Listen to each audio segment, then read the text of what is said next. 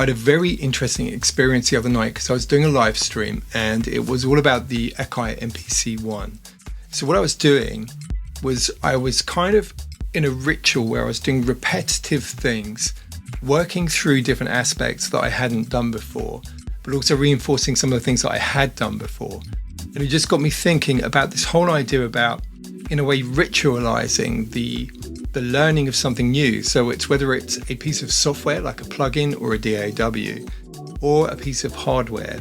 And particularly with hardware, one of the things that happens is that it's a physical process. And I guess it's the same with keyboard shortcuts as well, in that the more you do something, the more you have this kind of muscle memory. Your fingers remember where they're supposed to be.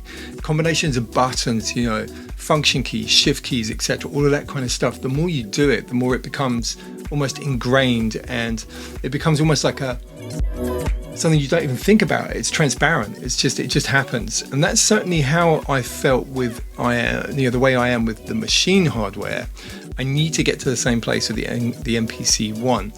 But what it requires is repeated sessions. And I've been doing it in the evening, where I've been blocking out some time to just kind of rinse this stuff out and start getting this kind of natural approach to doing it, almost like instinctive approach.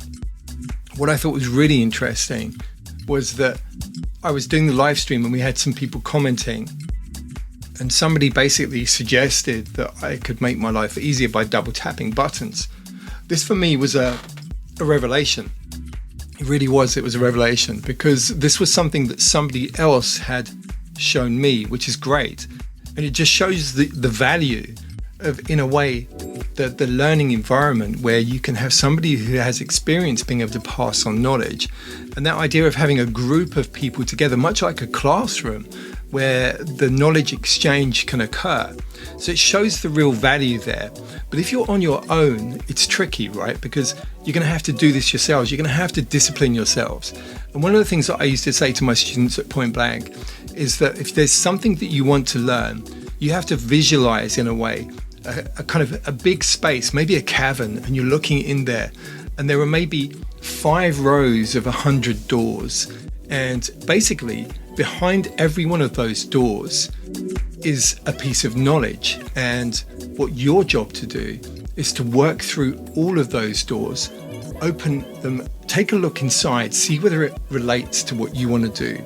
If it does, get in there and learn that particular subject that exists in that door. And then before you know it, lots of those doors will be open. And when you're working, you instantly recall everything that comes from those doors. Don't feel you need to have, the knowledge of everything behind the 500 doors, because you don't. Certainly if you're into a particular genre of music, there's going to be a kind of subset of that that's going to be relevant to you. So that's part of the journey, part of the discovery.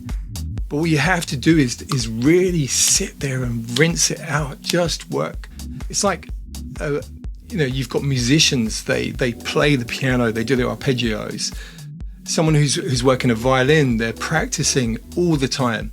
An athlete, for example, they will practice and practice and practice. If you saw the Olympics recently, those kind of performances just don't happen.